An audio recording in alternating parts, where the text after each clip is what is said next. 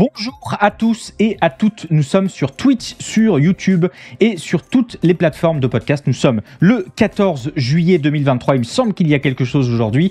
Il est 10h en France et 17h au Japon et nous voilà ensemble comme tous les vendredis 10h midi pour un nouvel épisode de Soft Power avec une petite pause salvatrice la semaine dernière. Me revoilà plus en forme que jamais pour faire le point avec vous sur l'actualité pop culture de la semaine passée.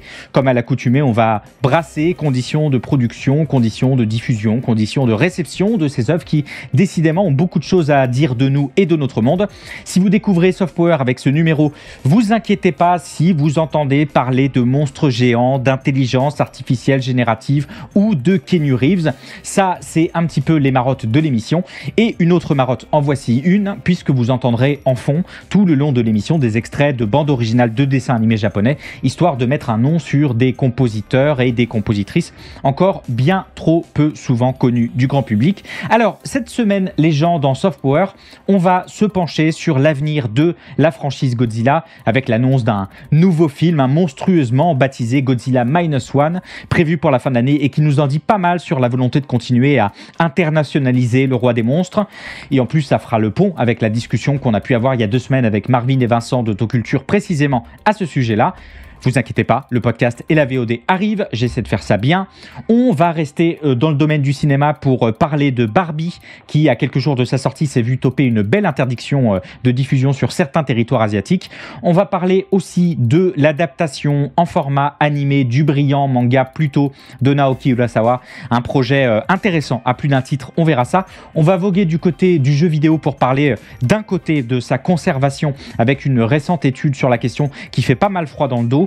Et d'un autre côté, on va parler du mouvement de syndicalisation récente chez Sega, qui nous en dit beaucoup sur les mouvements qui ont lieu actuellement dans l'industrie du jeu vidéo. On va parler du surinvestissement d'Universal en Thaïlande. On va faire aussi le point, je vous l'ai promis, sur la grève des scénaristes aux États-Unis, qui décidément s'offre rebondissement sur rebondissement. Mais avant de rentrer dans ces différents cœurs de sujets, je vous propose de commencer exactement comme chaque semaine avec une bande-annonce. Et si vous pensiez que j'allais commencer avec Godzilla, vous vous êtes trompé. Pour pouvoir affronter la nouvelle bande-annonce de cette semaine, il vous faudra vous équiper de vos étoiles du matin, vérifier à 2 fois que le pare-choc de votre véhicule est bien électrisé et que les canons sur le toit sont toujours opérationnels. Vous êtes prêts? C'est bon? Allez, branchez les fils, démarrez, c'est parti pour une longue course en territoire hostile. The world fell to shit. Cities put up walls to protect themselves and threw the criminals out so they could fight over what was left. But there are humble motherfuckers like me delivering cargo from one walled city to another. And that's where the cars and guns come in. Give me the package stuff, man! So if I'm here, then the exit is... Oh, they have a Foot Locker. Oh, son of... Welcome to New San Francisco. I want to hire you. Pick up a package, bring it back. I can make your every wish come true. So, John, what do you wish for? Toilet paper. 2-ply. I think I can do better. 3-ply? All right, Evelyn, let's deliver this package. It's rude not to introduce yourself before pulling a gun on someone. Oh, this is rude. If you put the gun down, I'll drop you off as close as I can to where you're going. She's quiet. She don't talk. Motherfucker, eat shit. Much. You have no idea what's out east. Even the people trying to bring the law back are dangerous. This is our land. These are our roads. And they're gonna have to go through Vegas. We both know who rules Vegas, John. Hi, everybody. I've never seen anyone cut off a human head and catch it as good as that.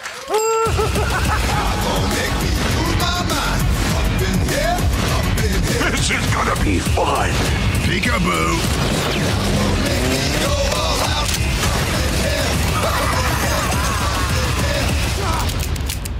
This never happened to me before.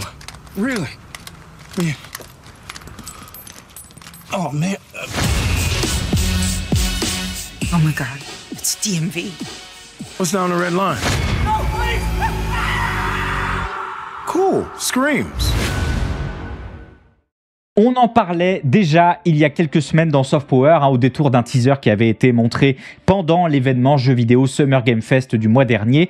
Mais c'est désormais une première vraie bande-annonce qui nous permet de découvrir l'adaptation pas très attendue, il est vrai, de Twisted Metal, le portage en prise de vue réelle sur petit écran de la franchise de jeux vidéo de combat de véhicules éponyme de l'écurie PlayStation. Au volant de cette première incursion dans le monde du live-action, Michael Jonathan Smith, connu pour avoir co-scénarisé des épisodes de Cobra Kai, mais surtout pour avoir travaillé à plein sur la série Journal d'une future présidente. Oui, il y a sans doute des palmarès plus engageants, ça je vous le concède, et cette série nous racontera la course post-apocalyptique de John Doe, un conducteur talentueux mais amnésique, interprété par Anthony Mackie, vous savez, le nouveau Captain America, qui, dans l'objectif d'améliorer sa vie, acceptera, comme vous avez pu le voir ou l'entendre dans la bande-annonce, un mystérieux colis qu'il devra amener à bon port. Aux côtés d'Anthony Mackie, on retrouvera Stéphanie Béatrice dans le rôle de Quiet, une femme décrite comme féroce et loyale, si tant est que ça veut dire quelque chose. On retrouvera Thomas Hayden Church dans le rôle de l'agent Stone, un agent secret qui poursuivra John Doe. Et on retrouvera Joe Samoa dans le rôle de Sweet Tooth, le clown psychopathe emblématique de la franchise, au volant de son camion à glace devenu désormais machine de guerre. En tout cas, pour le physique, puisque la voix sera confiée, elle, à Will Arnett pour sa voix profonde de baryton que vous avez pu entendre dans Ratatouille, mais surtout pour camper grimé Batman pour la franchise de films Lego et évidemment, bien sûr, pour le rôle titre de la série BoJack Horseman. Quant à cette bande-annonce, qu'est-ce qu'on peut en dire? Si, comme moi, vous êtes attiré par tout ce qui ressemble très vaguement, de loin, dans une tempête de sable, les yeux à moitié clos, et après avoir enquillé un bidon entier d'umeshu pendant la conférence de Ken Akamatsu à Japan Expo, à Mad Max, peut-être que vous devriez trouver des moments de grâce dans certaines courses-poursuites. En tout cas, ça, c'est la promesse de la série, du fun en et hors voiture. C'est même rappelé explicitement dans la bande-annonce.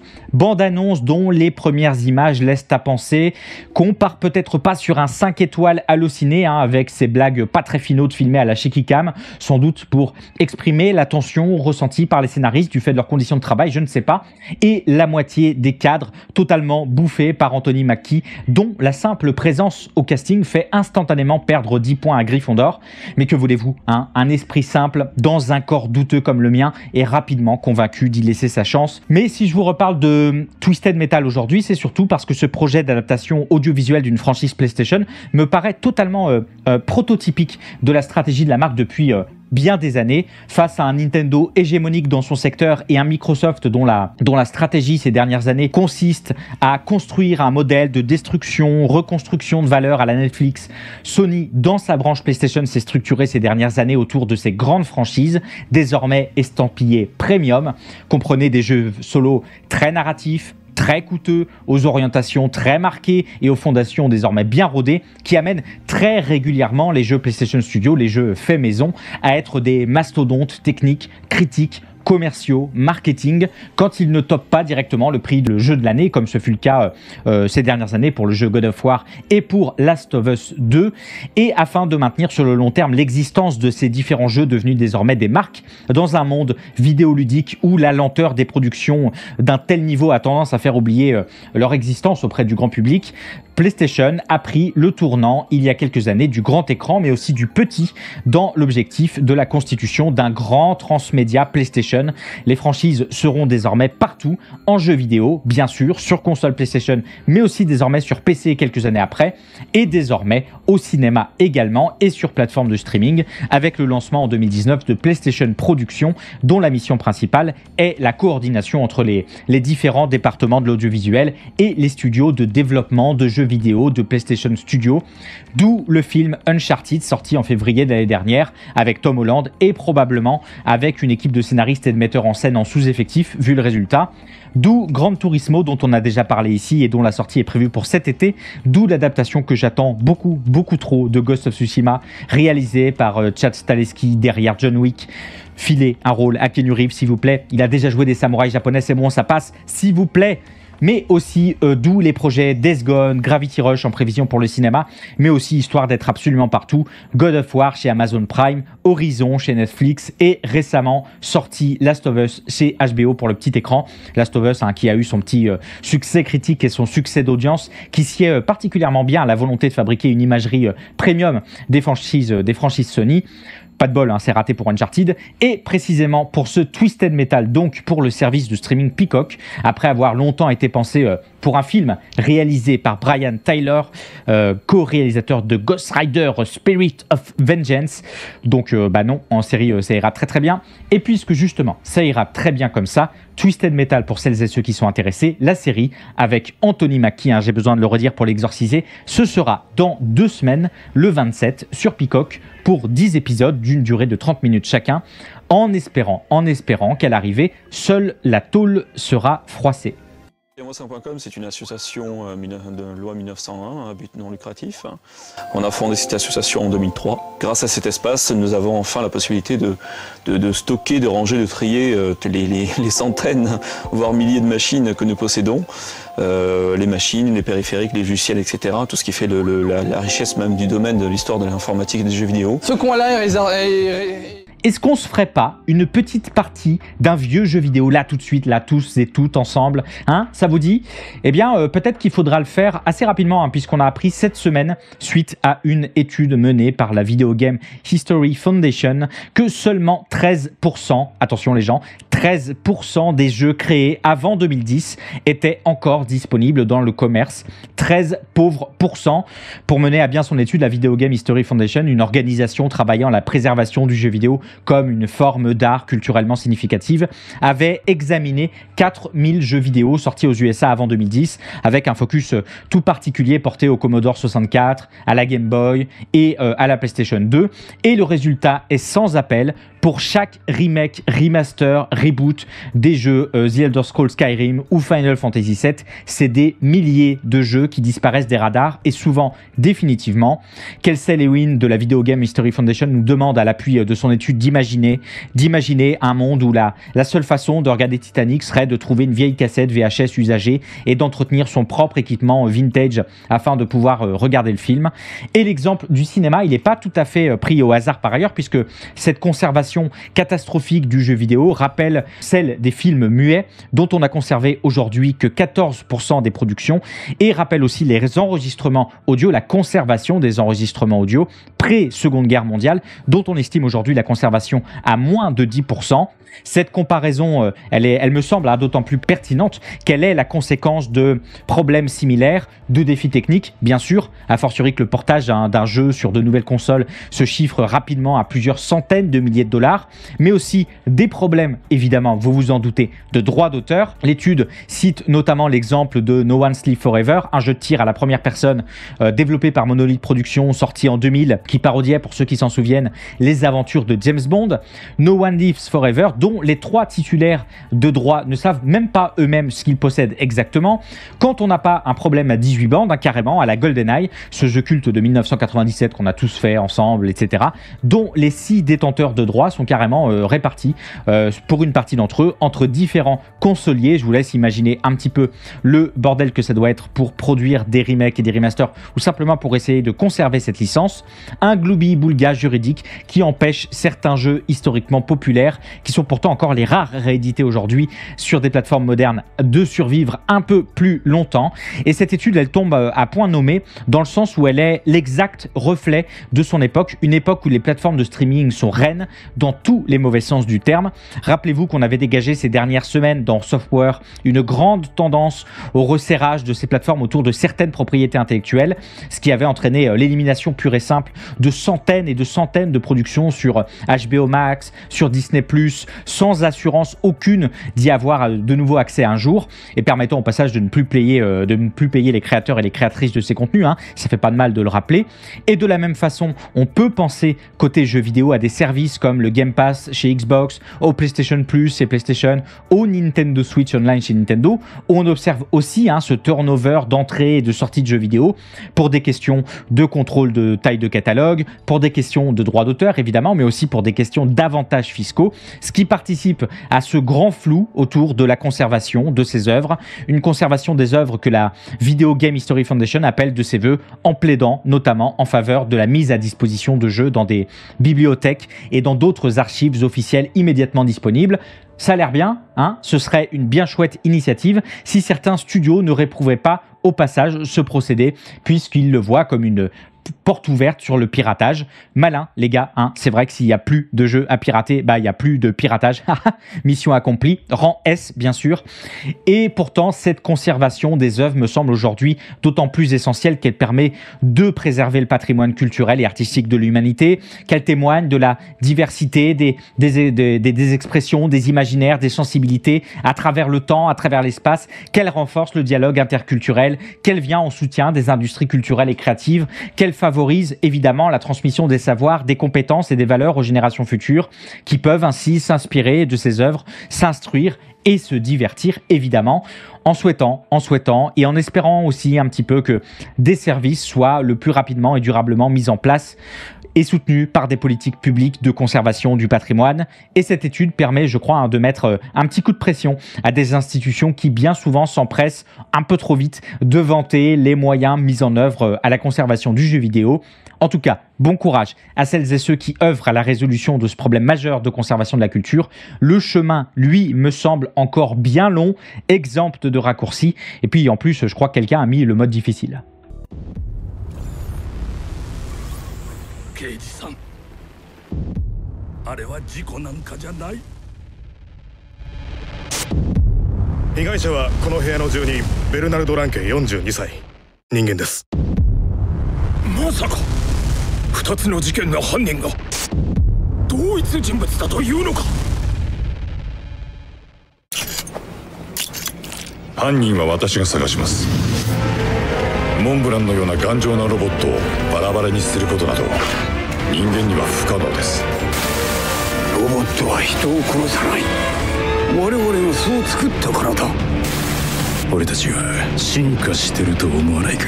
君を見ていると人間かロボットか識別システムが誤作動を起こしそうになる。人間とロボットは近づきつつある。断ち切らなくてはならない。この犯人はまたやる。あの方は心から願ってらっしゃいました。ロボットと人間の共存を。犯人は人間なのか、それともロボットか。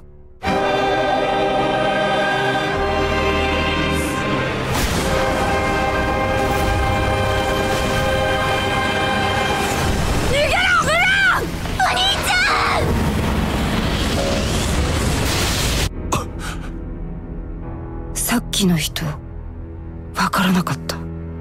人間かロボットか。Comme il n'y avait pas eu de soft power la semaine dernière, je fais une petite entorse cette semaine à l'actualité immédiate pour vous parler de cette nouvelle bande-annonce sortie il y a 2 semaines de Pluto, l'adaptation animée pour Netflix du manga éponyme de Naoki Urasawa, le GOAT, hein, comme on l'appelle évidemment dans la pièce où je me trouve, mais aussi et surtout le mangaka derrière les monstres absolus du genre que sont Monster et 20th Century Boys. Si vous les avez jamais lus, foncez. Si vous n'aimez pas les mangas, foncez. Cet animé Pluto adaptera, et c'est une première pour la plateforme de streaming, un format un petit peu particulier hein, parce que c'est 8 épisodes d'1 heure qui se succéderont pour couvrir l'intégralité des volumes originaux du manga. L'animé est produit par Takashi Nagasaki et évidemment supervisé par Makoto Tezuka, toujours là hein, pour s'assurer de la pérennité de l'œuvre de son père. Je vous en reparle juste après. L'animé est aussi réalisé par Toshio Kawaguchi qui travaille chez Tezuka Productions, on y revient, et qui a été animateur sur tout un tas de trucs que vous connaissez, de trucs de noms énormes de l'animation, Jinro, Evangelion, Le Conte de la Princesse Kaguya.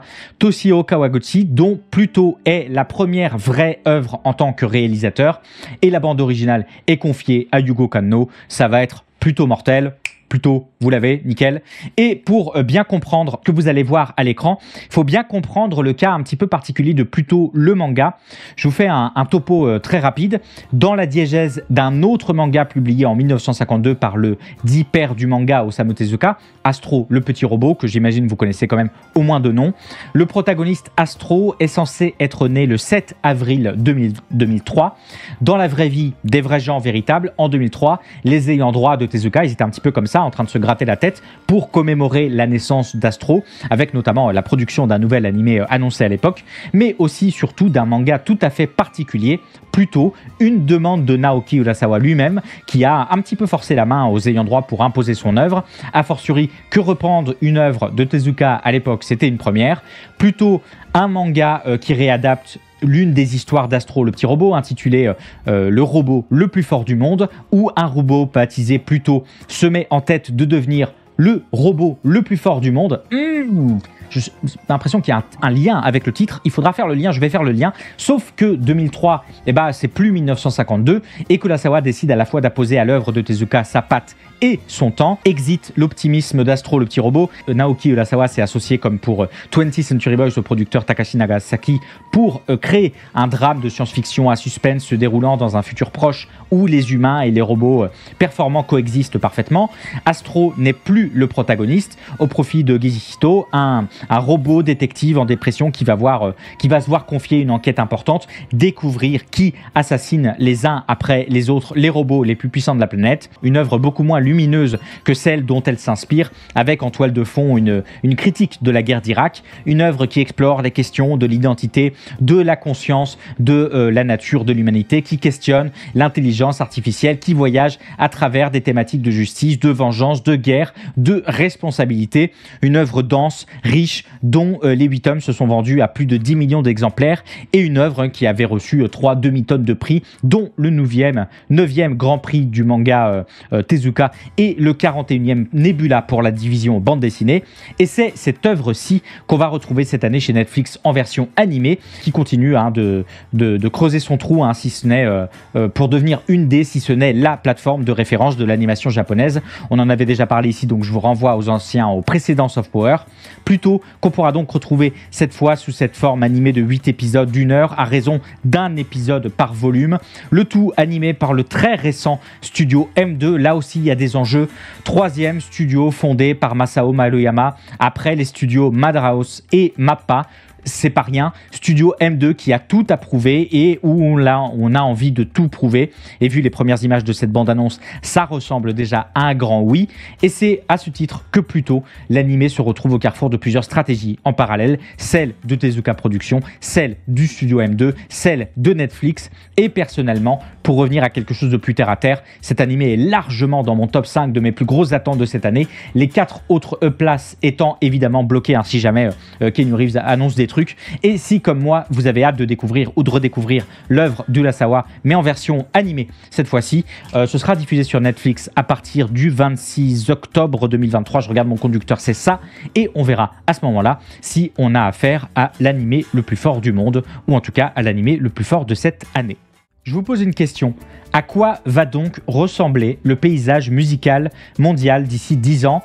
Ça, c'est en prévention de la réponse à cette question qu'Universal Music Group, UMG, la plus grande des 3 majors du monde du disque et du streaming musical, nettement devant Sony et Warner Music Group, a acquis vendredi dernier le groupe thaïlandais RS, qui détient aujourd'hui le plus grand catalogue musical de musique de Thaïlande, pour une transaction estimée à 45,5 millions de dollars qui devrait trouver sa conclusion définitive au 3e trimestre 2023.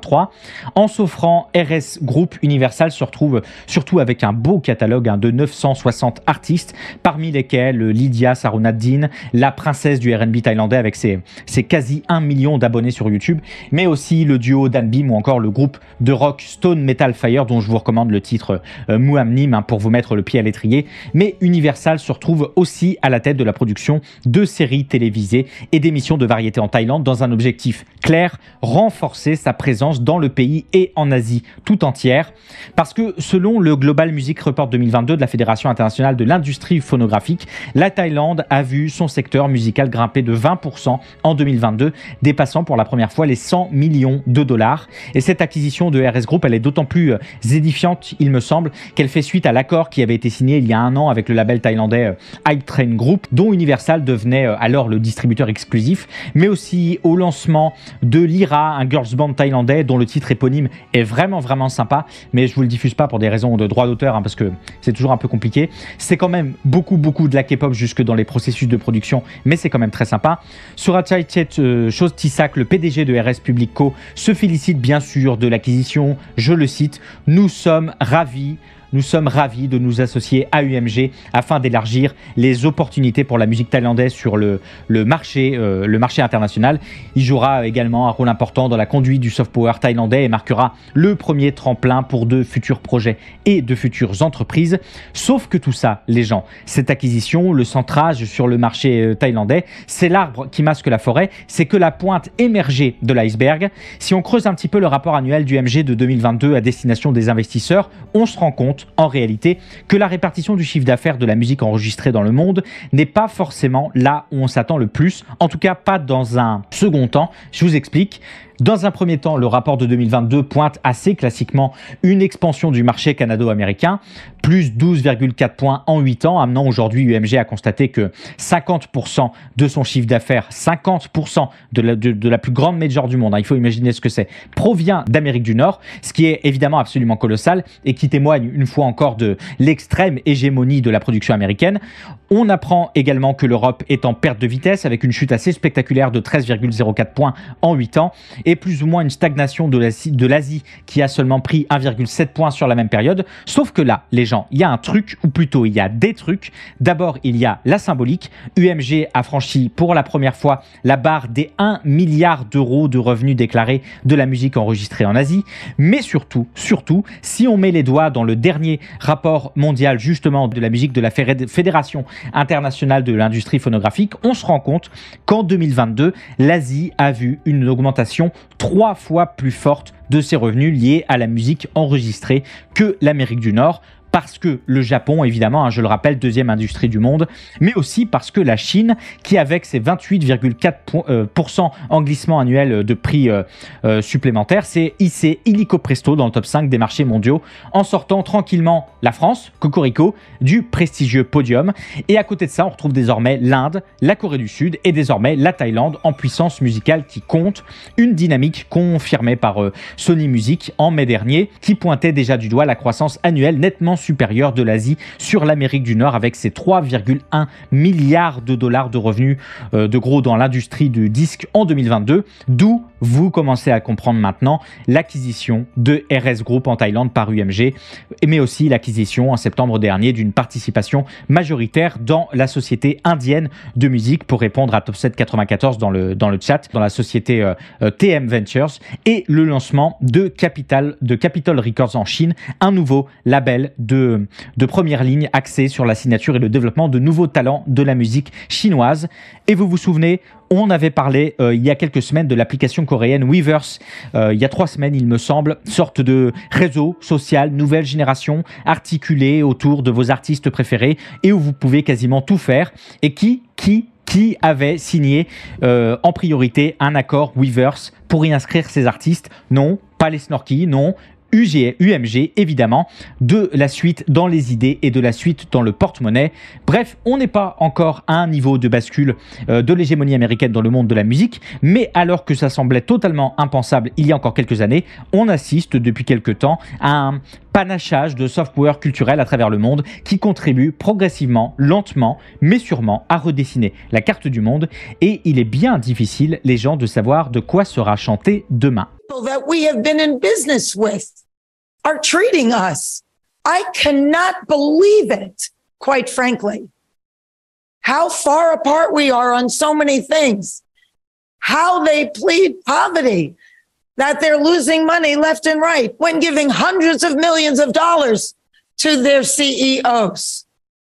It is disgusting. Shame on them. They stand on the wrong side of history. At this very moment, the entire business model has been changed by streaming, digital, AI. This is a moment of history that is a moment of truth. If we don't stand tall right now, we are all going to be in trouble. We are all going Puisqu'on s'était donné rendez-vous dans de précédents softwares pour suivre l'historique de la grève des scénaristes qui a actuellement lieu aux États-Unis, je vous propose de faire le point sur ce que beaucoup d'analystes jaugent comme la fin de partie de ce mouvement. Résumé des épisodes précédents. Depuis la précédente grève massive victorieuse de 2007, les syndicats de scénaristes américains et l'industrie de l'audiovisuel avaient pris l'habitude de renégocier les conditions de travail tous les 3 ans, mais avec le surdéveloppement des plateformes de streaming et avec lui de nouvelles habitudes de travail confinant la précarité, avec l'impact de la pandémie sur tous les processus de production et avec l'utilisation grandissante des intelligences artificielles génératives pour suppléer à terme bon nombre de tâches auparavant partie intégrante du métier de scénariste, de comédien, etc. La Writers Guild of America, le syndicat qui représente plus de 12 000 scénaristes de cinéma et de télévision, a entrepris de déclencher une nouvelle grève en réponse au refus des studios et des plateformes de streaming de revoir structurellement les conditions de travail de leurs travailleurs et autres travailleuses culturelles. Résultat, une grève déclenchée le 2 mai dernier pour revendiquer entre autres une hausse des salaires, un cloisonnement des possibilités des IA génératives ou encore la fin de la culture du travail en pièces réduites pour les plateformes de streaming. On avait déjà parlé de ça. Et ce qu'on a vu depuis, c'est une étonnante solidarité entre syndicats au national, par exemple avec le syndicat des techniciens de l'audiovisuel, mais aussi à l'international avec le soutien des syndicats britanniques des professions de l'audiovisuel. De l'autre côté, les membres de l'Alliance of Motion Picture and Television Productors, l'AMPTP, regroupant la plupart des grands studios et des plateformes de streaming, avaient eu tendance et a toujours tendance à déprécier le mouvement, à juger ses attentes irréalistes, comme on a pu l'entendre dans la bouche de Bob Iger, le patron de Disney cette semaine, mais surtout l'AMPTP qui a joué pendant tout le mouvement sur une stratégie à 8 bandes, a publié des tracts anti-syndicats, a monté les précarités les unes contre les autres, à jouer sur des clauses contractuelles pour forcer certaines professions à dépasser de leurs attributions, ou carrément, comme on a pu voir la semaine dernière, il y a 2 semaines, avec l'exemple de Netflix en Corée du Sud, délocaliser une bonne partie de la profession à l'étranger. C'est sûr que si on n'a pas de scénaristes américains, on n'a pas de problème avec la grève des scénaristes américains. Bien vu. Dernier coup en douce, comme j'ai pu en parler sur les réseaux sociaux cette semaine, on apprenait qu'en interne à la MPTP, la stratégie majeure désormais adoptée était celle de laisser passer l'été, bref, de jouer la montre et de jouer le temps long pour, je cite, parce que c'est toujours incroyable à lire, même si c'est de moins en moins surprenant, il faut laisser la grève traîner jusqu'à ce que les grévistes perdent leur appartement et perdent leur maison. Et c'est probablement ce qui se serait passé si un nouveau challenger n'était pas rentré hier sur la scène, l'immense syndicat SAG-AFTRA, le syndicat des acteurs, qui compte en son sein bon nombre de stars d'Hollywood. On en avait déjà un petit peu parlé, qui menaçait de faire grève avec les scénaristes depuis plusieurs semaines, mais finalement, il avait pu s'entendre avec la MPTP pour prolonger les négociations de contrat jusqu'au 12 juillet dernier à 23h59 exactement, marquant la fin du contrat en cours. Résultat, le comité de négociation de la SAG-AFTRA a recommandé unanimement la grève au Conseil national. Grève finalement décidée et mise en route ce matin, aujourd'hui, ce matin à minuit 1. Et ça, les gens, c'est juste historique. Une double grève acteur-scénariste qui n'était plus arrivée depuis les années 60 et à laquelle, en interne, selon le magazine Deadline, à la MPTP, on croyait pas, voire on en rigolait. Et les rires ont dû rapidement cette semaine être remplacés par des grimaces. L'arrivée de la SAG-AFTRA dans la grève, c'est l'assurance que la large majorité des productions qui se tiennent sur le sol américain actuellement vont simplement devoir être stoppées. Compliqué de tourner Gladiator 2, compliqué de continuer à tourner Deadpool 3 quand vous n'avez plus d'acteurs sur le tournage. Compliqué aussi de faire la promotion de vos films et de vos avant-premières sans acteurs ni actrices pour les supporter. L'immense salon de la Comic-Con cette année sera quasiment vide. Les festivals de l'automne craignent déjà n'avoir aucune visibilité. On parle déjà de Dune 2, 100 personnes sur le tapis rouge. Et ça, ce n'est que le début, puisque dans la SAG-AFTRA, on retrouve aussi de nombreux acteurs britanniques et de nombreux acteurs australiens qui pourraient à leur tour participer à des grèves dans leur propre pays, à plus forte raison que les revendications actuelles des mouvements de grève aux États-Unis trouvent un écho tout particulier à l'international, notamment en ce qui concerne la crainte de l'arrivée des IA génératives dans les professions culturelles. Un bras de fer intense, immense, qui s'annonce pour les prochaines semaines, dont je continuerai évidemment à suivre les moindres avancées. Plusieurs exécutifs majeurs de la MPTP commencent déjà à parler de la nécessité de faire venir un médiateur fédéral pour régler le conflit. Mieux vaut tard que jamais, évidemment. Ça, on verra. Bref, affaire à suivre. Et comme d'habitude dans Soft Power, soutien aux grévistes dans leurs revendications. Les gens, je disais, il est 10h49 en France et 17h50 désormais au Japon. Vous êtes toujours sur Soft Power, la matinale pop culture, et c'est l'heure d'une petite pause musicale hebdomadaire, une petite pause d'1 à 2 minutes pour se resservir un café, pour profiter un maximum de cette 100e journée d'apaisement, et puis pour s'écouter un petit extrait d'une bande originale d'animé et en découvrir le compositeur ou la compositrice. Quant à moi, je vous retrouve juste après pour parler Godzilla, pour parler syndicalisation chez Sega, et puis pour vous parler un petit peu de Barbie. Allez, entrez dans le terrier du lapin blanc. On se retrouve juste après.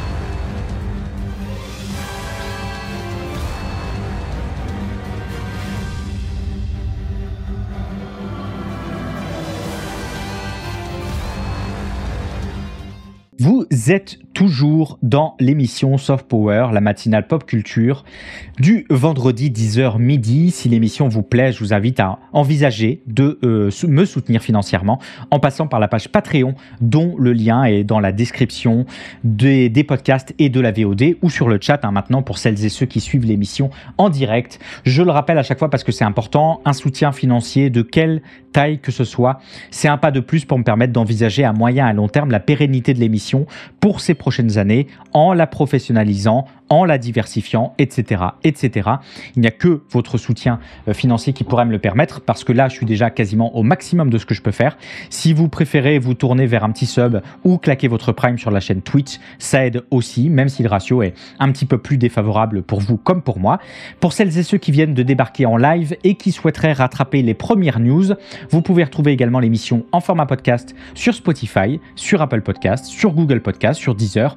Et comme d'habitude, je le précise à chaque fois, si l'émission vous plaît, n'hésitez pas à mettre des évaluations positives. C'est pas très long, quelques étoiles, un pouce blanc, bleu, rouge, ce que vous voulez, voire même un petit commentaire positif, c'est bien aussi. Ça aide énormément Soft Power à avancer dans les recommandations. Ça prend quelques secondes. Vous pouvez également retrouver l'émission en VOD sur YouTube sur la chaîne Lex Tutor VOD, où vous pourrez retrouver également dans quelques jours la discussion avec Marvin et Vincent d'Autoculture à propos de ce genre japonais tout particulier qu'est le tokusatsu. Et puis bien sûr, si vous pouvez venir faire coucou en live comme tous les gens dans le chat ce matin, discuter avec nous, chanter ensemble le générique de Code Lyoko, comme chaque vendredi sur Twitch de 10h à midi, le tout en followant la chaîne pour ne rien manquer de la suite. Vous venez d'entendre Overdrive, un extrait de la bande originale d'Eden Zero, l'adaptation animée du manga écrit et dessiné par Hiro Mashima, animée mise en musique par Yoshihisa Hirano, dont on avait déjà parlé ici, Yoshihisa Hirano, que vous avez déjà entendu peut-être sur les bandes originales de Death Note, de Hunter x Hunter, ou à l'orchestration de certains morceau de Final Fantasy XIII, Yoshihisa Hirano, qu'on peut également entendre à partir de ce mois-ci sur la bande originale de Heruku, version animée du manga de Nanaki Nanao. Yoshihisa Hirano, dont je vous invite une nouvelle fois à découvrir le travail. Je sais pas qui je suis sans toi. Tu es Ken. Mais c'est Barbie et Ken. Il n'y a pas juste Ken. Doesn't seem to matter what I do. I'm always number two. No one knows how hard I tried. Oh, I have feelings that I can't explain. They're driving me insane. All my life been so polite. 'Cause I'm just kidding. Anywhere else I'd be a 10. Is it my destiny to live and die a life of blonde fragility? I'm just kidding. Where I see love, she sees a friend. What will it take for her to see the man behind the tent and fight for me? I'm just kidding. And I'm enough. And I'm great at doing stuff. So hey, C'est pas incroyable. Hein.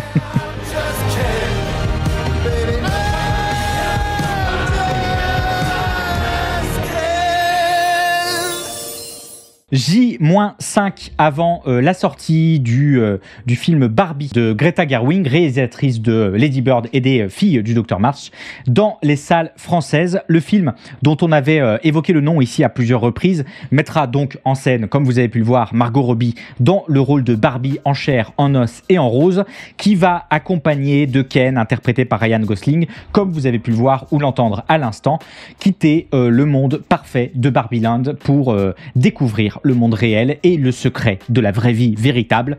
Et si cet été 2023 n'est pourtant pas avare en propositions, même du côté des productions AAA, hein, puisqu'on pourra découvrir le même jour Oppenheimer de Christopher, il n'y a pas de CG dans mon film, Nolan, c'est pourtant Barbie dont on parle partout, et pour cause, une promotion très agressive employée par Mattel, bénéficiaire de plus de 60 ans d'existence de la poupée, qui a permis à l'équipe marketing de centraliser la quasi-entièreté de la promotion autour de la simple mise à plat de la couleur rose, si caractéristique du monde Barbie, et de la texture plastique. Des rumeurs un petit peu pipeaux de rupture de stock mondiale de la couleur rose, des partenariats avec McDonald's pour des sauces fluo roses dans ses burgers, des pancartes disséminées aux États-Unis où rien n'est écrit mais dont la seule teinte rose fait que tout le monde a bien saisi de quoi il s'agissait, ont pris largement en possession des réseaux de communication en un claquement de cils plastifiés, générant des mèmes sans fin, des hashtags infinis, hein, comme le hashtag Barbiecore qui est resté en tendance sur TikTok pendant des mois. Une attente certainement beaucoup trop haute pour ce qui est avant tout le fer de lance de Mattel pour son Mattel Cinematic Universe, qui est au cœur de la stratégie de la marque depuis sa reprise par Jon Kreis en 2018, a fortiori après le stress provoqué par la faillite de Toys R Us en 2017, entraînant le licenciement de plus de 30 000 employés, puisqu'il faut bien que je vous le rappelle, vous voulez rigoler un petit peu, ok? Non sans un certain petit rictus du cerveau, que des films, les maîtres de l'univers, Barney le dinosaure, American Girl, Big Jim, Magic 8 Ball ou encore Polly Pocket sont bien en cours de préparation. Et je vous dis ça parce que j'avais beaucoup trop envie de vous glisser qu'il y avait un film Hot Wheels en préparation et que J.J. Abrams, qui est producteur de ce film, dont personne ne comprend encore la raison de l'existence, n'a pas su dire autre chose quand on lui a demandé de quoi ça allait parler, que le film sera très émotionnel, très réaliste, très cru. Voilà. Aucune idée de ce que ça peut vouloir dire, mais visiblement ils savent pas non plus. Et j'en profite pour vous glisser, hein, parce que évidemment jamais 40-148, pour vous glisser comme ça, ni vu ni connu, c'est caviar, et c'est ce qui me fait le plus rire je crois, qu'un film Uno est également en préparation, et qu'absolument personne chez Mattel ne sait quoi en faire, à tel point que Marcy Kelly, une des scénaristes en chef de la marque, était arrivée grand sourire avec son projet Uno, se plaçant sur la scène, dans la scène hip-hop d'Atlanta. Parce que pourquoi pas, avant de se faire elle-même contre Uno par la production qui lui a dit ouais là je suis pas sûr Vraiment pas sûr. Bref, revenons à Barbie. Si je vous en parle aujourd'hui, peut-être que vous avez vu passer la news, c'est surtout en raison de cet extrait de la dernière bande-annonce au cœur d'une controverse internationale. Bon, pour celles et ceux qui écoutent l'émission en podcast, cet extrait de la bande-annonce nous montre Margot Robbie, Barbie, devant un tableau où est dessinée de manière enfantine une carte du monde, où les pays sont placés un peu n'importe comment quand ils sont placés. Et le problème, c'est qu'à droite, on ne le voit pas parce que le chat est devant, c'est super. Du côté de cette étrange représentation de la Chine, on voit une petite ligne en pointillé. Le problème, c'est que dans la vraie vie, cette ligne en pointillé, elle est utilisée par la Chine pour revendiquer une majeure partie de la Chine méridionale, de la mer de la Chine méridionale, une mer 2 fois plus grande que le golfe du Mexique, mais surtout une route commerciale foisonnante contenant d'abondantes réserves de pétrole et de gaz, et évidemment, vous l'imaginez bien, un enjeu stratégique de premier plan avec les États-Unis, mais aussi, et peut-être même avant tout, avec les pays voisins que sont l'Indonésie, la Malaisie, les Philippines, le Brunei ou encore le Vietnam. Des pays évidemment très prompts à rejeter cette délimitation en pointillé imposée par la Chine, qui en plus d'être une hérésie en droit international, avait déjà été rejetée par le tribunal de La Haye en 2016. Mais bon, droit international. Et s'il y a un pays qui s'est un petit peu plus échaudé que les autres devant cet extrait de Barbie, c'est bien le Vietnam qui s'est empressé d'interdire la diffusion de Barbie sur son territoire au motif que le film serait pro-Chine. Motif immédiatement nié par Warner Bros. Qui, dans un communiqué vendredi dernier, a souligné que mais non, c'est un dessin fantaisiste, c'est enfantin, c'est le monde imaginaire de Barbie imaginaire qui fait un voyage imaginaire, ça va tranquille, imaginaire. Bref, il ne s'agissait, je cite, en aucun cas d'une déclaration d'aucune sorte et sans céder totalement à la théorie du complot. Il faut admettre que cette explication donnée par le studio, elle est qu'à moitié convaincante à une époque où, le marché chinois est devenu absolument central pour passer la barre de rentabilité de ses projets filmiques extrêmement coûteux et qu'on sait que les autorités chinoises scrutent scrupuleusement les représentations de la Chine dans les productions américaines, au pointillé près. On peut se souvenir d'ailleurs à ce titre que Top Gun Maverick avait carrément été interdit de projection en Chine du fait des écussons représentant le Japon et Taïwan sur le blouson de Tom Cruise, mais aussi à une époque où ce n'est pas la première fois qu'une production américaine fait précisément le choix de faire apparaître sciemment cette ligne en pointillé. On peut rappeler que l'année dernière, le film Uncharted, que je vous avais évoqué tout à l'heure, affichait clairement la ligne sur une des cartes du film, sa fameuse ligne à 9 tirets, et le Vietnam avait par ailleurs interdit sa projection sur le territoire. On peut aussi rappeler que le film Abominable de DreamWorks en 2019 en avait fait de même, avant de se faire interdire lui aussi par le Vietnam, mais aussi par la Malaisie et les Philippines qui s'étaient ralliés au dossier. Et puis, on est aussi à une époque, il faut se remémorer quand même cette scène un peu surréaliste, où John Cena, pour pousser la sortie de Fast and Furious sur le territoire chinois, avait dû officiellement s'excuser en mandarin pour avoir qualifié Taïwan d'État lors de la tournée publicitaire du film. D'accord, et c'est dans ce cadre qu'il me semble qu'on se doit de rester au minimum suspicieux quant à ce qu'a voulu faire, en tout cas à ce qu'ont voulu faire Warner Bros et Mattel avec cette fausse carte de Barbie. Voilà, on verra. Quant aux réelles intentions du film, il faudra juger ça sur pièce, sauf au Vietnam, qui, puisque le film est toujours interdit là-bas, il s'est fait contre une eau, et en partie aux Philippines, où la séquence s'est fait flouter le plus possible. Et pour celles et ceux qui sont intéressés, Barbie de Greta Gerwig, ce sera en salle mercredi prochain. Tu pourrais frapper avant d'entrer. C'est moi, Maître Sega. Tu choisis Strider sur la Mega Drive, c'est parti. T'as vu ces couleurs? Ça vient des 2 microprocesseurs.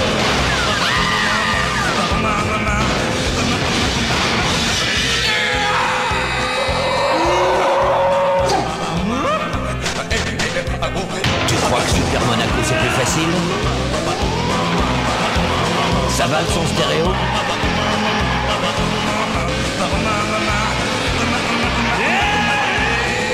Tu vas rire, t'es avant-dernier.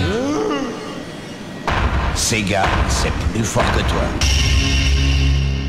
Sega, c'est plus syndiqué que toi, ça pourrait être le nouveau slogan de la firme, puisque ça y est, après des mois et des mois d'organisation, des semaines de campagne anti-syndicale brutale de la part de la direction, plus de 200 employés des bureaux de l'entreprise à Irvine et à Burbank ont annoncé leur intention de se syndiquer sous le Allied Employees Guild Improving Sega, l'AEGIS, à 91 votes pour, 26 contre, devenant de fait tout simplement, les gens, le plus grand syndicat multisectoriel organisé de travailleurs et de travailleuses dans l'industrie du jeu vidéo.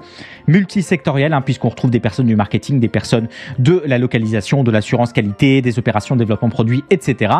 Un syndicat qui devrait tout de suite se confronter à Sega Japon pour entamer des négociations contractuelles dans l'objectif de l'obtention d'un meilleur salaire. Salaire de base, je le rappelle les gens, puisqu'on en avait parlé dans le 3e numéro de Soft Power, on avait parlé de cette nette tendance au Japon, cette nette tendance de fond des entreprises de jeux vidéo, du jeu vidéo japonais, de tenter de passer à un système de rémunération très fortement à la prime, mais le syndicat devrait aussi pousser le rapport de force en direction de meilleurs avantages sociaux et plaider pour une redéfinition, ou en tout cas pour une précision des possibilités et des opportunités d'avancement professionnel. Je vous invite à revenir sur ce 3e numéro de Soft Power pour mieux saisir les enjeux de ces revendications qui ont un écho tout à fait particulier au Japon. Et la formation de ce syndicat Sega, c'est pas un hasard. On avait déjà parlé de ce mouvement de fond de syndicalisation du monde du jeu vidéo, construit sur une croisée des chemins entre une prise de conscience globale de l'industrie, de ses conditions de production, et une accélération ces dernières années de la détérioration des conditions de travail et des phases de crunch pour les travailleurs et travailleuses culturelles, a fortiori dans le domaine du test qualité, phase de crunch qui devrait se cantonner à une exceptionnalité strictement encadrée et socialement soutenue, mais qui est rapidement devenue une norme pour l'industrie du jeu vidéo, mais aussi pour la plupart des industries culturelles, comme on a pu le voir la semaine dernière, vous vous en souvenez, enfin il y a 2 semaines, par l'exemple de Spider-Man Across the Spider-Verse, dont la phase de crunch avait duré des mois, et c'est en réponse à tout ça que ces dernières années se sont cumulées des actions collectives à l'encontre de ces conditions de travail, par des poursuites en justice, par des démissions, mais aussi et beaucoup par le fait de mettre en mots dans la presse ces expériences de travail, obligeant bon nombre d'entreprises à faire publiquement des pas en arrière et à accepter de se rasseoir aux tables de négociation. Et quoi de mieux pour négocier solidement et peser dans le rapport de force que de se grouper d'abord par des groupes Facebook privés, des messages privés sur Twitter, des serveurs Discord, permettant à bon nombre de travailleurs mais aussi à bon nombre de travailleuses de partager leur rapport au monde dans l'industrie du jeu vidéo et de pouvoir parler en détail des conditions de travail, du salaire évidemment, mais aussi de discrimination, de harcèlement, de comportements toxiques et d'abus en tout genre. Ces messages sur les réseaux sociaux se sont accompagnés en parallèle des rencontres dans les couloirs de l'importante Game Developer Conference, l'un des plus grands événements de l'industrie du jeu vidéo réservé aux professionnels, ou simplement dans les salles de repos de toutes ces entreprises, d'où le lancement légendaire de la Game Workers Unite en 2018, un groupe de défense des travailleurs dirigé par des travailleurs qui cherchent justement à organiser l'industrie du jeu vidéo et qui militent pour la syndicalisation et l'amélioration des conditions de travail. Des rencontres qui ont mené rapidement précisément à la formation de groupes plus officiels, des syndicats certifiés au soutien de l'installation de conventions collectives. On peut penser à la Game Workers Alliance, créée en mai 2022 par des testeurs qualité du studio Raven Software, appartenant à Activision Blizzard. On peut se souvenir que près de 300 travailleurs de l'assurance qualité de chez Zenimax, chez Microsoft, s'étaient organisés pour se syndiquer en décembre dernier, suivi de l'établissement de la Zenimax QA Workers Union en janvier, syndicat affilié à la Communication Workers of America. On retrouve toujours cette union syndicale. On peut penser au Paradox Workers United, créé en septembre dernier par des employés du studio Paradox Interactive, ou encore à Vodeo Workers United, créé en janvier 2022 par des employés du studio Vodeo Games.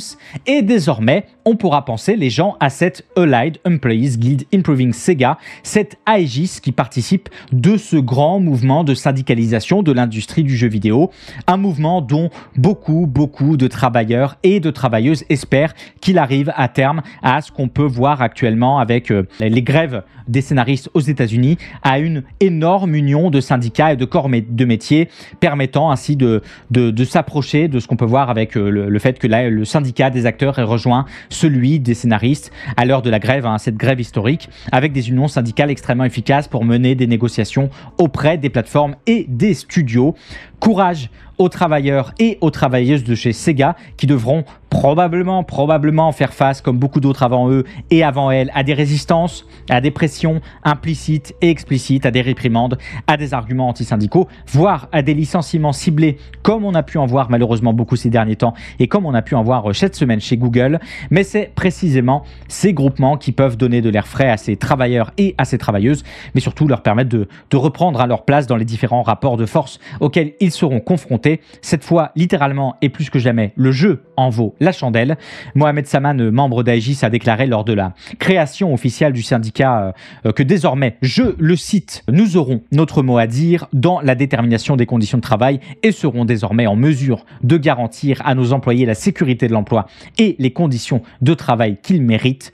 Peut-être que c'est finalement maintenant que la période Sega, c'est plus fort que toi, est révolue. Courage à vous. Et j'ajoute par ailleurs que pour celles et ceux que ça intéresse, vous trouverez dans le chat, mais aussi dans la description des VOD et des podcasts, un lien vers The Rise of the Video Game Union, une sorte de brochure, un pamphlet à destination des travailleurs et des travailleuses du jeu vidéo qui explique très efficacement, je trouve, pourquoi et comment s'organiser en syndicat, et ça en vaut largement la lecture.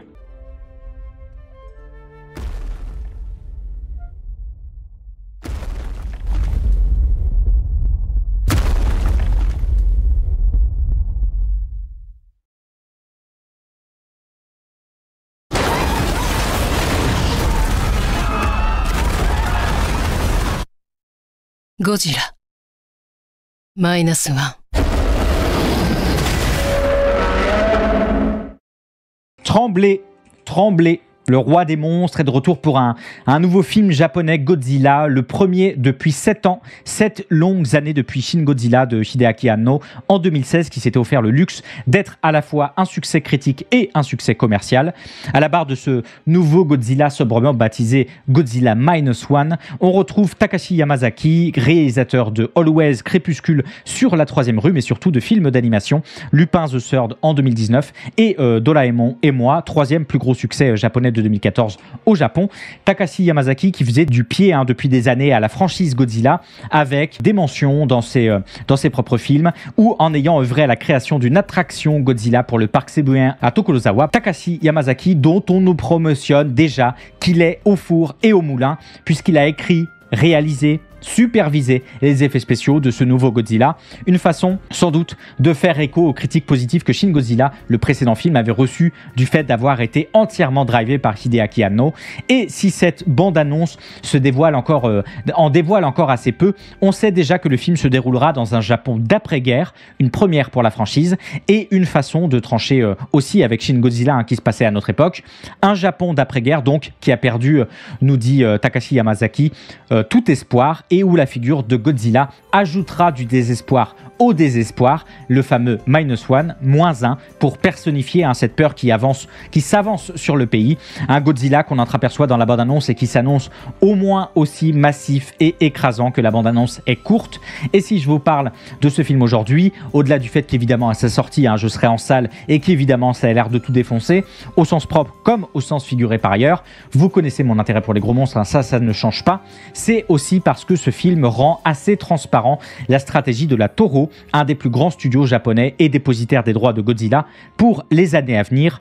Parce que même si Godzilla apparaît en réalité dans assez peu de films, il demeure l'une des créations les plus puissantes du soft power japonais, assis sur une franchise estimée à plus de 5 milliards de dollars du fait de son énorme merchandising, mais aussi de la concession de licence faite au studio Legendary dont on avait déjà parlé pour la constitution d'un Monsterverse. Si Godzilla est le roi des monstres, c'est aussi un monstre économique pour le Japon, et à un moment où le Monsterverse précisément commence à battre un petit peu de l'aile, accusé de certaines faiblesses en termes de rentabilité, on comprend bien que la Toho prend le pari d'une grosse production japonaise, surfant sur l'aura de la franchise, mais aussi surfant sur le succès de Shin Godzilla, le précédent film, qui permet aussi par ailleurs de faire le tampon avec la nouvelle production de Legendary, Godzilla X Kong The New Empire, dont on avait déjà parlé, qui devrait arriver au début de l'année prochaine, et avec la série en développement du côté de chez Apple TV, et qui devrait, c'est un petit peu plus étonnant, rester une série en prise de vue réelle, une stratégie plutôt agressive pour toucher l'international, qui s'accompagne du lancement en parallèle d'une chaîne 100% Godzilla sur le service Pluto TV de Paramount aux États-Unis, pour la diffusion de tout un tas de films, mais aussi de la série animée de la fin des années 90 qui n'était pas fifou, et d'un partenariat avec entre autres Mattel, décidément, pour la production de tout un tas de nouveaux merch autour de Godzilla. Bref, du Godzilla partout, tout le temps, tout en même temps, ce qui à l'international fait plutôt office de rareté, et qui témoigne de la volonté de la Toho de remettre sur le devant de la scène, vraiment pas très vite c'est vrai, mais quand même, sa franchise à l'étranger, et avec elle tout un pan de la culture et du soft power japonais. Et si comme moi vous êtes assez impatient ou impatiente de désespérer une nouvelle fois devant l'arrivée crépusculaire du roi des monstres, Godzilla Minus One, ce sera le 3 novembre dans les salles japonaises, le jour de Godzilla au Japon, et le 1er décembre pour les salles américaines. Quant aux salles françaises, va falloir faire trembler la terre très fort pour que le film pointe le bout de son nez dans des festivals, et soyons fous, peut-être avec un peu de chance sur quelques grands écrans. Voilà, c'est terminé pour les news de cette semaine. J'aurais pu vous parler de tout un tas d'autres choses. J'aurais pu vous parler de l'augmentation de la taxe sur les produits et services en Inde pour les développeurs de jeux en ligne, et de comment ça risque de fortement y impacter ce type de production culturelle. J'aurais pu vous parler de ça. J'aurais pu vous parler aussi du succès en salle de la version restaurée 4K d'Astérix Mission Cléopâtre d'Alain Chabat, et donc de ce que ça nous raconte du cinéma français d'un côté, mais aussi de l'impossibilité puis d'adapter Astérix de l'autre.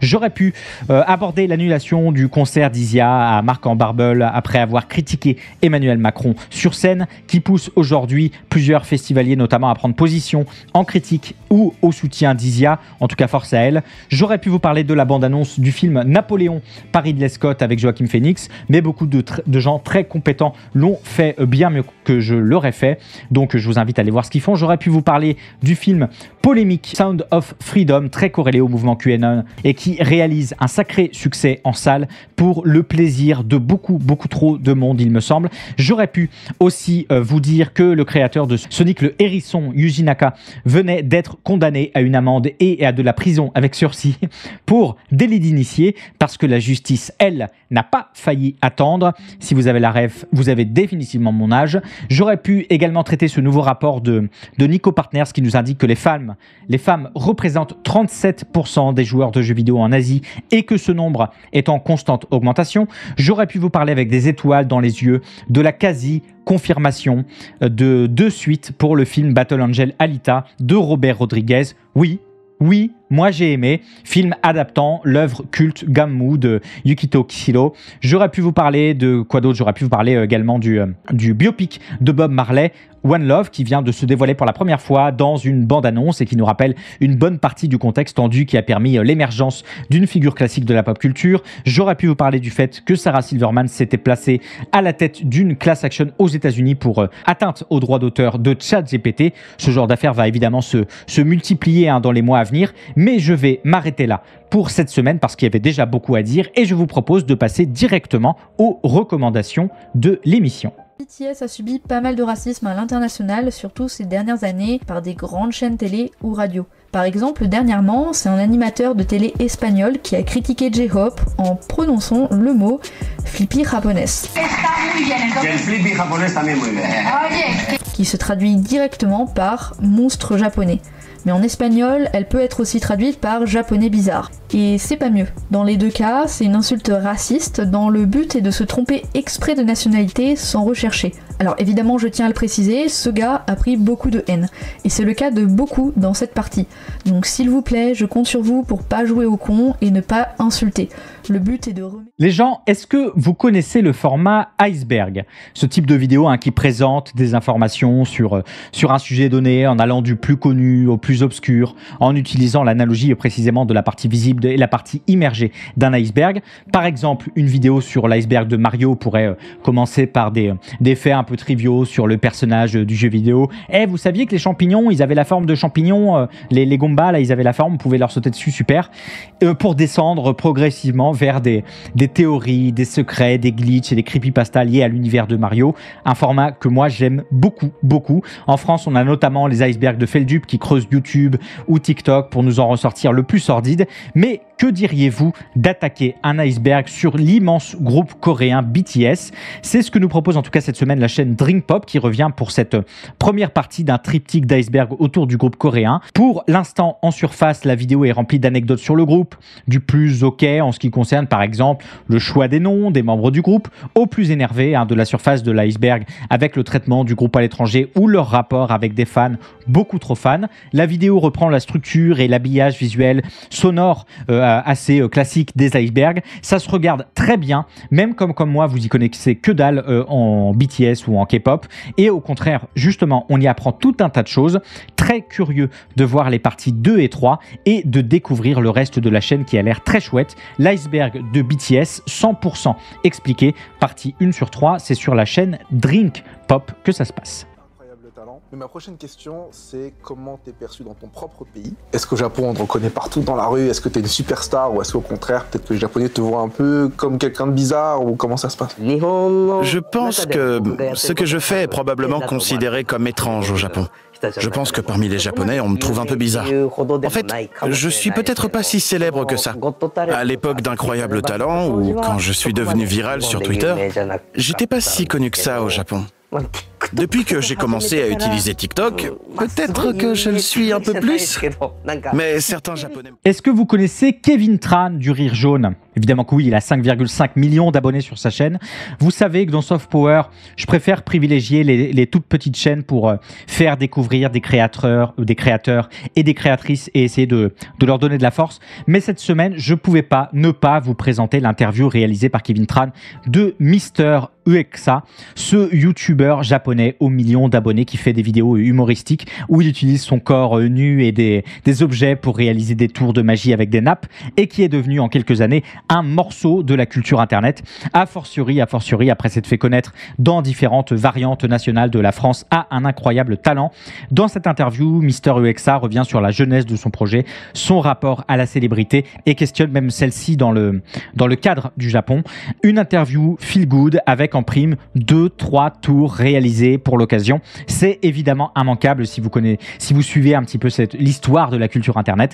J'ai interviewé la plus grande légende d'internet, c'est sur la chaîne de Kevin Tran. Justement, c'est YouTube. C'est une entreprise affiliée au géant Google qui gère la création un peu n'importe comment et qui modère de manière très floue. Il faudra bien qu'un jour les créateurs s'émancipent de cette plateforme, mais en attendant, vu les configurations économiques actuelles, ça va être chaud. Et l'idée de la grève est fortement ralentie par le nombre de passagers clandestins qu'il pourrait y avoir. Le problème des créateurs, c'est que trop arrivent sur la plateforme avec un business plan à partir d'idées préconçues. Et c'est là qu'on va parler un peu de moi. En effet, cette idée de me lancer sur YouTube, elle date pas d'hier. Déjà dans ma préadolescence, je pensais à faire des sketchs facecam comme tout le monde. Plus d'une décennie plus tard, je ne sais toujours pas si j'ai trouvé un format qui me convient, mais je me dis que je ne pourrais le trouver sans pratique. Je décide donc d'écrire la présente vidéo et de me lancer, sans plan, sans trop se soucier d'après. Quelques-uns d'entre vous me connaissent peut-être pour ma poignée de mèmes sur Instagram, mais moi j'ai toujours voulu être créateur de contenu quel qu'en soit le média. La YouTubophilie est légitime. Il y a tous les moyens à disposition pour créer une scène contre-culturelle de plus ou moins grande importance. D'ailleurs, la plupart de mes créateurs préférés ont commencé ainsi. Ils trouvaient pas satisfaction en ce qu'ils voyaient, alors ils se sont engouffrés dans une petite brèche en le créant eux-mêmes. Ça a donné des merveilles. Aujourd'hui, je les rejoins. Est-ce que je vais percer? Je sais pas, je m'en fous un peu. Donc cette semaine, les gens, précisément, je vous propose d'aller donner un peu de force à Skull Kid régulièrement dans le chat, qui se lance sur YouTube avec cette première vidéo. YouTube, une contre-culture, point d'interrogation, dans laquelle il s'intéresse à la capacité de la plateforme à encore générer en 2023 de la contre-culture. Après des années d'âge d'or, de démocratisation des productions en ligne, de professionnalisation du secteur, de monétisation du contenu, que nous reste-t-il pour faire de la contre-culture? Et la réponse apportée par Skull Kid me paraît paradoxalement être la plus efficace possible, eh bien se lancer sur YouTube. Pouce bleu, les gens, commentaires, soutien, on va filer un petit peu de force aux camarades. YouTube, une contre-culture, c'est sur la chaîne Skull Kid et évidemment, c'est sur YouTube que ça se passe. La théorie du Big Crunch, c'est celle selon laquelle l'univers, lorsqu'il aura fini de s'étendre, va faire machine arrière et redevenir une singularité comme lors du Big Bang. Et justement, dans ces singularités, il n'y a ni temps, ni dimension, ni sens. La figure de l'épanadiplose, elle a une particularité très peu mentionnée. Mais si vous démarrez et terminez la phrase de la même manière, si vous la placez devant un miroir, l'épanadiplose, elle sera toujours là. Il y aura toujours le même début et la même fin. Donc on va suivre les conseils de Nekfeu. Une fois n'est pas coutume, je vous propose de terminer les recommandations de la semaine par une très chouette vidéo de la chaîne Hydrios qui vient nous parler de rap, mais surtout de la question de l'utilisation de l'épanadiplose dans le rap. L'épanadiplose, c'est cette figure de style qui consiste à répéter à la fin d'une phrase le même mot ou la même locution que celui situé au début d'une proposition précédente. Elle a pour effet de mettre en valeur un mot, une idée ou un sentiment, de créer un effet de rythme, d'humour, voire d'enfermer dans la phrase. Et Hydrios va s'intéresser aux effets produits par l'utilisation de cette figure de style dans 2 morceaux précisément, Ciel Noir de Nekfeu et Le Mal est fait de Gringe. Ça retourne un petit peu la tête, comme la mise en scène de la vidéo, c'est bien rythmé dans un sens comme dans l'autre et je vous invite à la découvrir, que vous commenciez par le début ou par la fin. Voilà, c'est tout pour les recommandations de cette semaine. J'en profite pour préciser, comme à chaque fois, que vous pouvez m'envoyer vos recommandations sur les réseaux sociaux ou sur la messagerie Twitch, histoire d'élargir mes horizons de créateurs et de créatrices. N'hésitez pas à me contacter par les réseaux sociaux ou à me les envoyer de quelque manière que ce soit. Voilà, c'est la fin de ce Soft Power. Je vous retrouve évidemment la semaine prochaine pour un nouvel épisode. Ce sera vendredi prochain de 10h à midi sur Twitch, normalement suivi d'une discussion de midi à 14h. Si vous avez manqué des news ou que vous voulez les réécouter, vous pouvez retrouver l'émission d'aujourd'hui ainsi que toutes les précédentes en format podcast sur Spotify, sur Google Podcast, sur Deezer, sur Apple Podcast, mais aussi en VOD sur YouTube, sur la chaîne Lex Tutor VOD. Lien de tout ça dans le chat et en description, bien sûr. Et comme d'habitude, les gens, si l'émission vous plaît, je vous invite à considérer de la soutenir financièrement en faisant un don sur ma page Patreon, dont le lien est aussi en description, ou en vous abonnant à la chaîne Twitch. N'hésitez pas bien sûr à follow la chaîne, à venir faire coucou en live le vendredi, à mettre des pouces bleus, des évaluations positives partout où vous le pouvez. Vous vous souvenez de ce que disait Stanley dans son simili documentaire sur Disney+. Si vous voulez vraiment changer les choses et les rendre meilleures, il vous faut vous lancer. Alors, lancez-vous, comme le fait Skull Kid, ou en rémunérant les émissions que vous aimez. Quant à moi, je vous remercie d'avoir été présent et présente, comme d'habitude, aujourd'hui, pour ce nouveau numéro de Soft Power. On se retrouve comme d'habitude la semaine prochaine, vendredi de 10h midi, puis de midi à 14h. Allez, ciao!